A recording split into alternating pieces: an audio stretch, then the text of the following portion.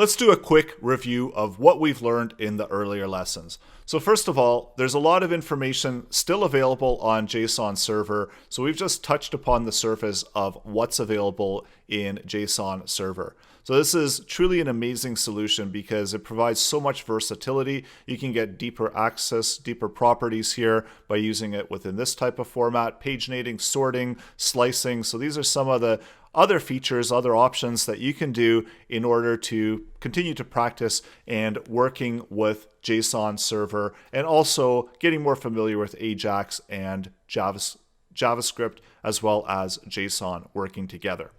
So there are also a number of options that you can do within the code itself. So you don't have to use the JavaScript XHR object. You can use jQuery, you can use Axios, you can use fetch as well. It's all local. So it's perfect place to practice and try out all these different AJAX calls in order to get more familiar with it and get more comfortable with using it. You don't have to worry about CORS errors or anything like that because you're not going across any networks. In fact, you don't even need an internet connection once you're local. So let's do a quick run through of the code. And of course, there's a lot of room for improvement. So the styling was very basic so that we have something a little bit more styled and more presentable. Also, the HTML, very basic as well. So we had a couple buttons that we hid afterwards. So these we started working with in the beginning to demonstrate how JSON server works. Then we ended up hiding those and building out our application exercise.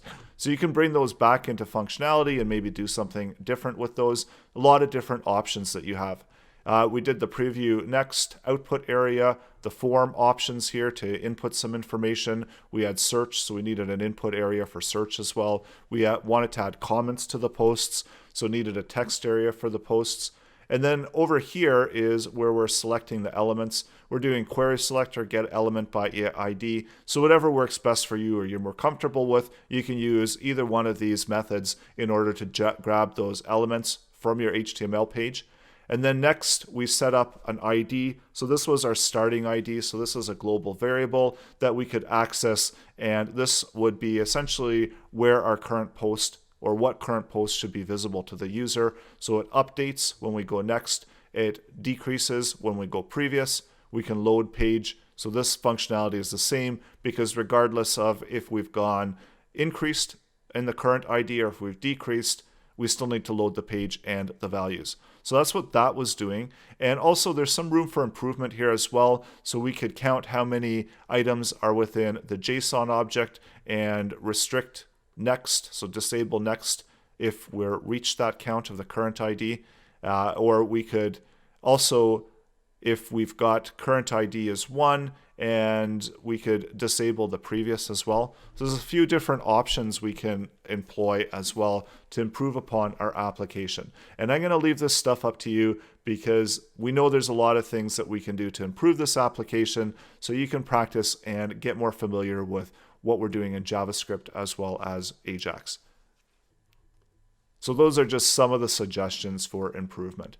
Also next, so the form submission, so regarding the form inputs, you could also add your own customized inputs, update these inputs, so you could have a whole lot more. As long as the data is structured within a form format, we can submit it into our XHR and then retrieve back a response.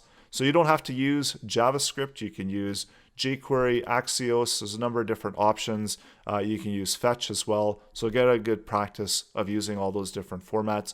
Content type that the server is expecting, so that's the form data. We also showed you how you can use Postman in order to send requests and make sure that they're working before you actually code them out, so that you can test things out before you go through the trouble of coding to ensure that things are being sent and received properly.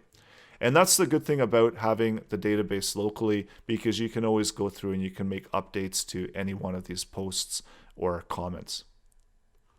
And then the rest of the functionality was serving a purpose. So this one was adding comments. This one was loading the page. And we had to load comments as well. So we load the page. So it's the post information from above. And then after we know that each one of the posts might have comments, so the comments are tied to the post ID. So we just search for do a request for all the posts with the current ID, and then we can return those back. And then we load the comments that have all of the current post IDs of the current ID. So we use that current ID quite a bit.